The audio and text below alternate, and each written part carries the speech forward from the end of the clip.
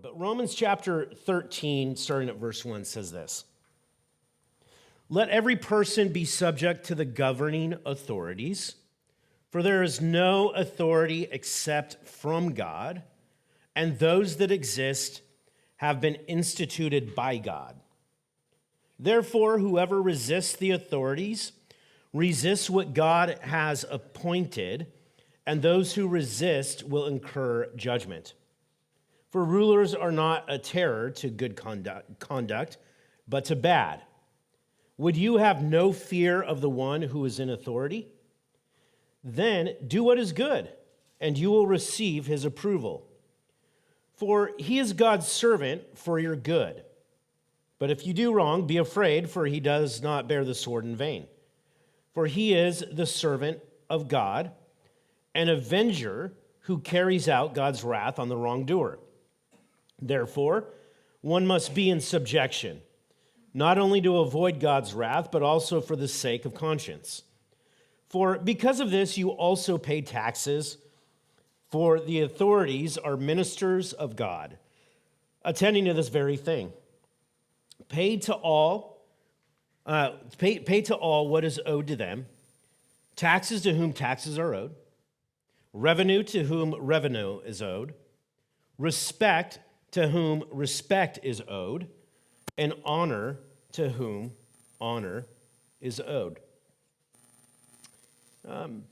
Back in 2020, when the shutdown happened, right off the bat, pastors and churches around the country were told that we had to stop having church services. Our church was meeting at Baker Prairie Middle School at the time, and the school district actually shut down a week before churches did in Oregon. So it was a week before that we had to shut down, and then the next week all the churches shut down. And so we were a week ahead of everybody else, with the other churches in the area.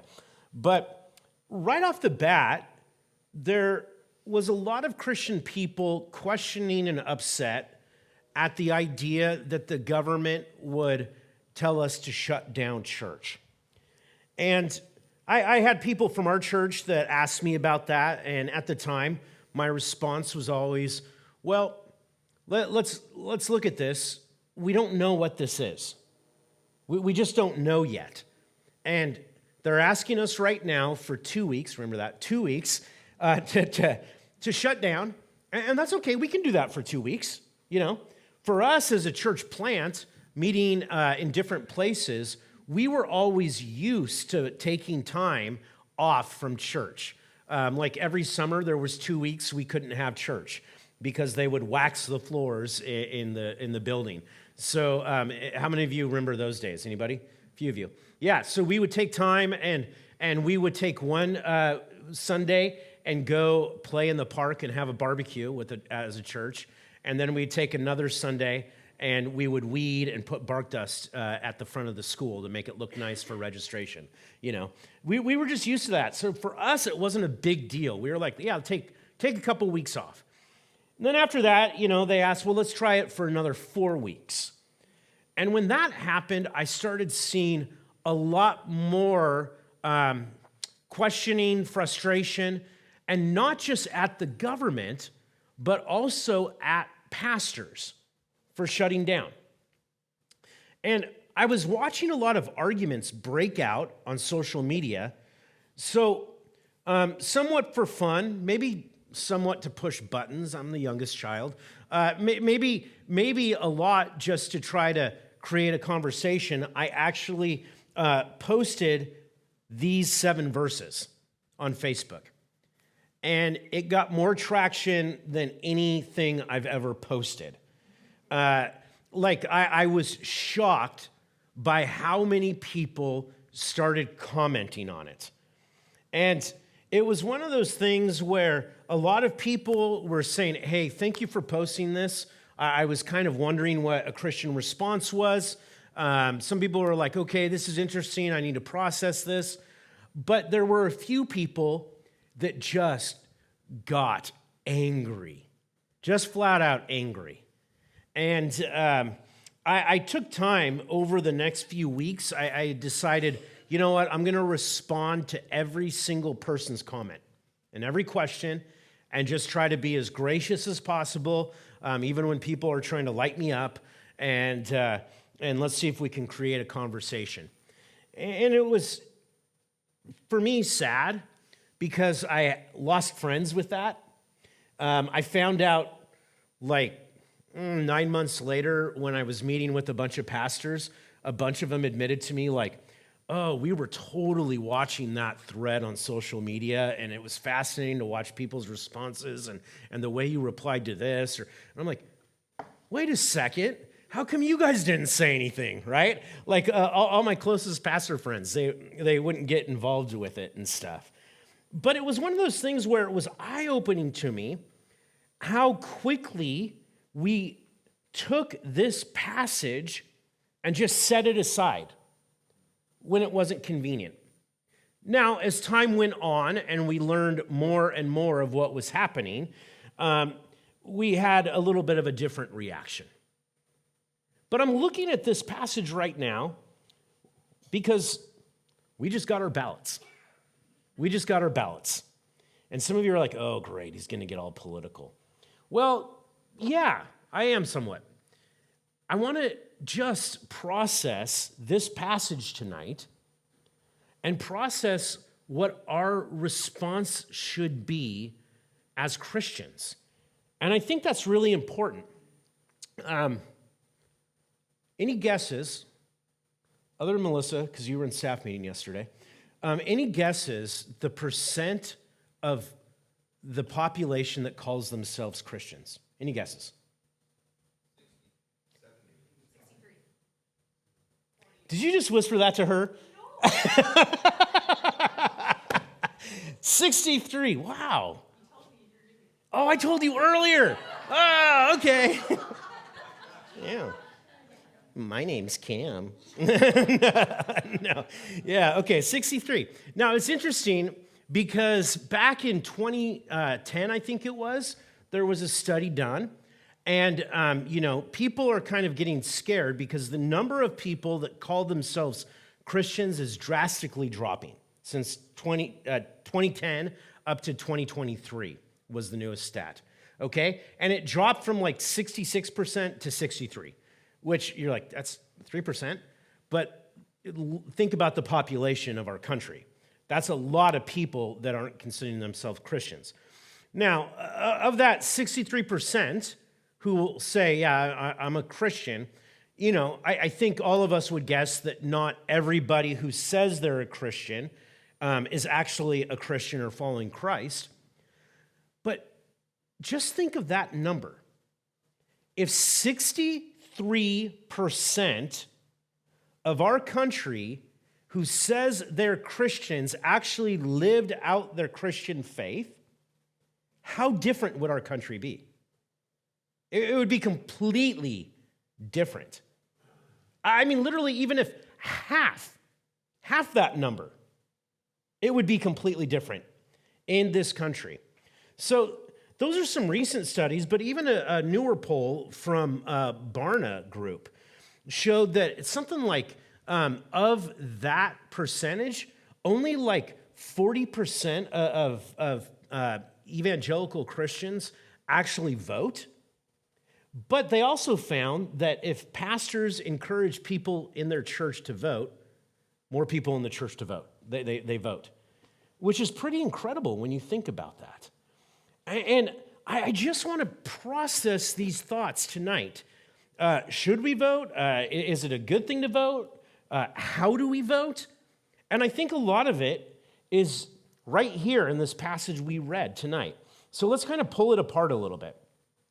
Verse 1 says this, let every person be subject to the governing authorities, for there is no authority except from God, and those that exist have been instituted by God.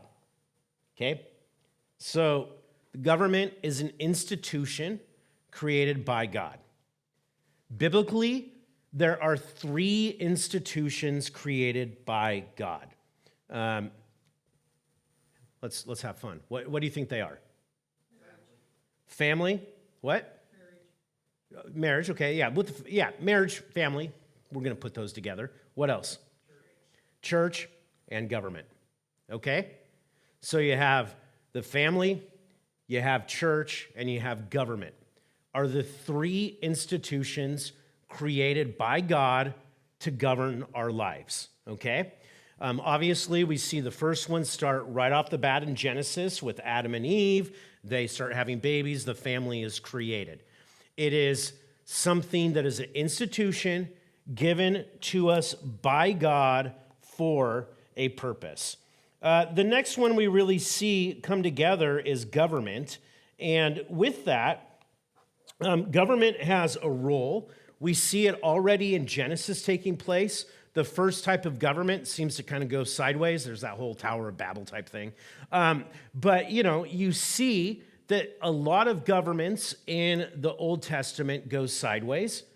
Sometimes they go really well, and it's always based on who's in charge. It's always based on who's in charge. And it's not till we get to the book of Acts that the church is created, okay?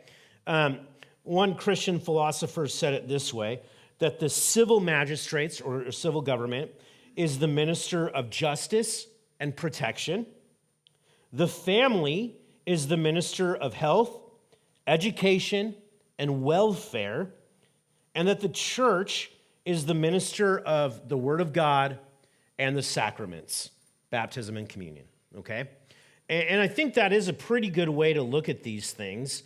But all three of these are not created by anything else other than God. And that's important for us to remember because the enemy's trying to destroy all three of those. And in our particular culture, the enemy's trying to take one of the institutions, government, and say government now is the one that creates the family and has influence over the church, okay? Trying to elevate that above the others. It's kind of interesting when you look throughout history and you see cultures really go haywire, those three institutions get out of whack in some way. Whack, that's such a great theological word, but you know what I mean.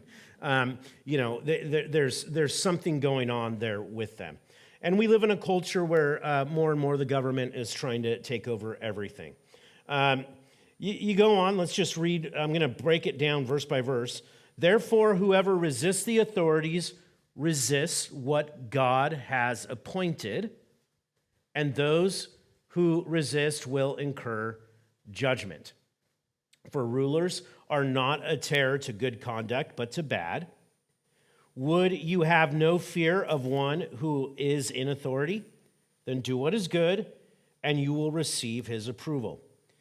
Now, this passage right here is rather interesting because it's saying literally that passage, if you resist the authorities, and God is the one who has instituted these authorities, you are then resisting who? God. You're resisting God. And that's a little bit of a dilemma. That's a little bit of a dilemma. How many of you know Leighton? Leighton, all right. All two of us. Leighton Imes, more of you know Leighton. Leighton Imes goes to our church. You'll usually see him towards the back when he's here with his wife, and he's a firefighter. Maybe now you're like, oh yeah, I have seen a guy in his uniform and stuff. Leighton grew up at this church. He's been a part of Christ the King since we were at the Canby Adult Center. In fact, I have a picture of Leighton when he was this tall, like posing in front of one of our signs and pointing to it, right? It used to be on our website a long time ago. Leighton, when he was in high school, and I taught through the book of Romans, heard me preach on this passage, and he came up to me with an incredible question. Incredible question. He said, if this is true, that God appoints authorities, and because they are appointed by God, when we resist them, we are actually resisting God, does that mean that the Revolutionary War was wrong? Whoa. That's a great question from a freshman in high school, right? It says something about Leighton right there trying to process this. And I appreciate that line of thought. The care with which he had to look at this and try to apply it to his own life and the way things are in our culture. Chuck Swindoll, in his commentaries on Roman, actually only has like 2 pages on this passage. When I was checking out commentaries, I wanted to be like, Chuck, you chicken, right? Only 2 pages. And most of it is this. He just phrases it this way. Imagine yourself in the 1700s. You have grown up in England. You have been under the rule of a king. And you come to America and you get here and you want to be a good subject of the king. But while you're here, you're realizing they are taxing you a lot. And the taxes that you're giving to the king don't seem to be going towards anything that's benefiting your community you're a part of. And there's a military in town that is very harsh. There's no police force, it's military in charge. And as you start to listen, your neighbors are getting more and more frustrated, and you even start going to church, and your pastor starts preaching against the king. What do? He then says, imagine yourself if it was the 1800s and you lived in the southern states. And you've lived your whole life there. You've been blessed with a lot of prosperity, but you become a Christian, and once you become a Christian in the South, you realize your pastor is very brave and starts preaching against the evils of slavery. And you don't know what to do because all of your neighbors are getting mad at him because they've prospered a lot, and they even start pulling other verses out of the Bible to say that slavery is okay. And an election happens, and there's a brand new president, and all of your neighbors then rebel against the government. These are great lines of thought. What do we do with passages like this? That if these authorities are instituted by God, that when we resist them, we're actually rebelling against God. Well, we'll process that a little bit more. It goes on and it says this, verse 4, "For he is God's servant for your good. But if you do wrong, be afraid, for he does not bear the sword in vain. For he is God, the servant of God, an avenger who carries out God's wrath on the wrongdoer." I think what we just read right there, if you notice, I tried to emphasize a couple phrases. These different institutions are not only put in place by God, but they are there to carry out God's will. Note that twice in that verse, Paul says that the institution is supposed to be a servant of God. And if they're serving God, we don't have to fear them. We don't have to fear them if they're actually governing in a way that is in alignment with morals and ethical values. Because who created morals and ethical values? God, right? The problem comes when they are no longer serving God. When they're no longer serving God. And that's where we get to the point where pastors and theologians over different cultures and different times and different places have looked at what happens with governments and say, all right, they are not serving God, so we now have a choice. We either do what they tell us or we do what God has already told us to do. Which one do we follow? And the prime example of that, low-hanging fruit, the easiest one, the book of Acts, near the beginning. Peter and John are going to the temple to pray. And while they're there, there is a man who's crippled who asks for money. And Peter looks right at him and says, "Gold and silver have I not, but what I have I give to you freely. Stand and walk in the name of Jesus Christ." And he's healed. He's healed. And what happens? They get arrested. They get arrested for that, and they're told after a long debate that they are not allowed to speak about the name of Jesus anymore. And what's their response? Would it be right for us to listen to you or listen to God? And they just keep preaching about the name of Jesus. Right there. They choose, even though these rulers are supposed to be servants of God, to follow what God has said. And I think that's incredibly important, because not everything that's legal is right, okay? Not everything that is legal is right. Now, the way they do it is important. I appreciated our staff meeting yesterday, a passage that I was reminded of, and it's 1 Thessalonians 4, 9-12. Paul says this, "Now concerning brotherly love, you have no need for anyone to write to you, for you yourselves have been taught by God to love one another, for that indeed is what you are doing to all the brothers throughout Macedonia.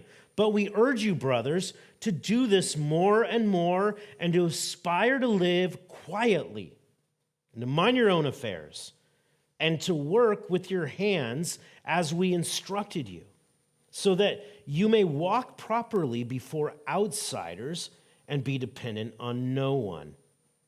Again, in the previous chapter of Romans, chapter 12, Paul said this, "If possible, so far as it depends on you, live peaceably with all." Actually, I hadn't thought about it till right now. That's probably the second thing I ever posted on Facebook that caused the most controversy. I posted that one once. This one was in 2020, in an election year. The other one was in 2016, when I posted the Romans one. And I didn't say it was from the Bible. All I said is, if possible, so far as it depends on you, live peaceably with everybody. I think I used a different translation, so it sounded more in today's English, modern English. And I had so many people accusing me of not being Christ-like, until finally there was someone, a pastor's wife, who said, "Isn't that out of Romans?" Right? It's amazing how quickly we forget these different passages. The New Testament church gave honor and respect to their government, but they always followed what God told them to do first. And they lived their life in such a way where no one could point at them and accuse them of any wrongdoing. In fact, it's pretty incredible. As much as the Roman Empire tried to squash Christianity, it just kept growing like wildfire. And there's actually journals and different things that we have historically of people saying it's because of how loving they were with everybody around them. Pretty incredible. Let's see. Let's look at verse, I'm going to skip 6 and go to 7. I think this is important. Pay to all what is owed to them, taxes to whom taxes are owed, revenue to whom revenue is owed, respect to whom respect is owed, honor to whom honor is owed. That can be a hard one for us a lot of times, because we don't want to give especially honor and respect if it's somebody we disagree with politically, and especially if it's someone in authority that we disagree with politically. The example of Christ, the example of all the apostles, and even the Apostle Paul, is giving respect to people in authority, in government places. And I won't even go into the taxes one. That's just a sore subject. But you look at this, and I think it's pretty incredible and straightforward with what's being said here. Now, something that is a little bit different, and there was a conversation I had Back in 2020, or 2016, one of those presidential years with a bunch of pastors about this. But think about this in context. Paul is writing this letter that we're reading to who? The church in Rome. Who is the emperor, not only in charge of the Roman Empire, but they're in the backyard of this emperor. Who is he? Nero. Nero. Not a good guy. Not a good guy. Awful dictator. And you think about this, these people are subjects to Nero. They're subjects. It was Nero who would eventually arrest and behead Paul. Arrest and behead him. There were already different persecutions that had taken place. And yet, Paul is saying these things to the church and encouraging them in the way they live their lives and in their response.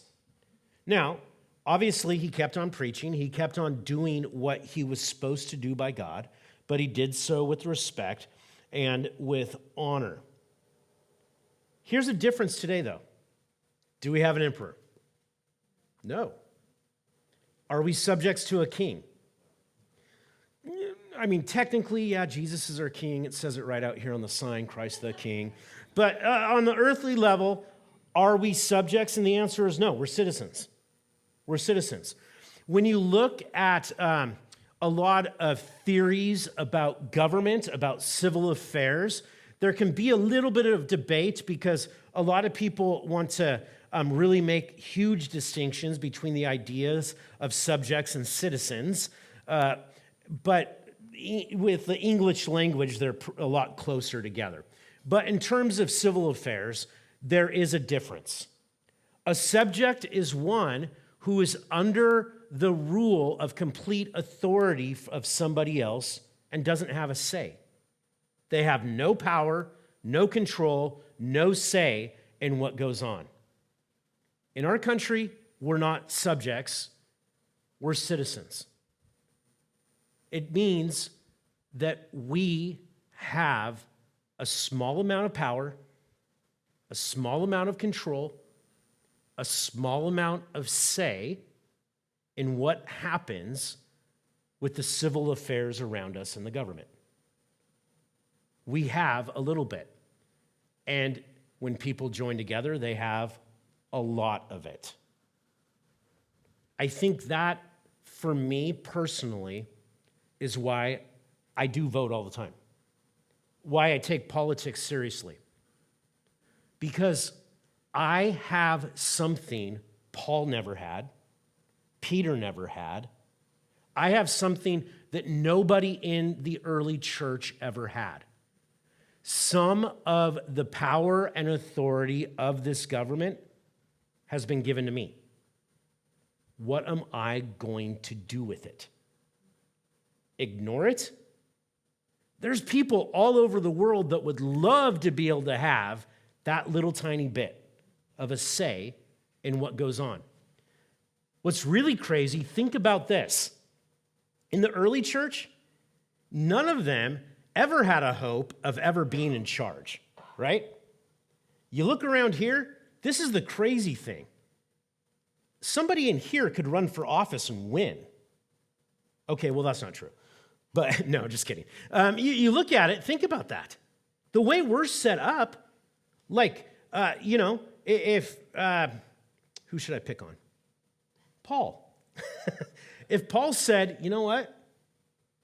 I want to be mayor, and I'm going to run for that. He has the ability to do that. And we have the ability to get behind him and say, yeah, Paul would be a good mayor. Paul would fix the streets in Canby. Paul would, Slice of Summer would be off the hook, right? Paul would be a great mayor. There would be a Christian worldview that would come into this, and that would be absolutely amazing. And together we can all say, yeah, right? We look at people like, let's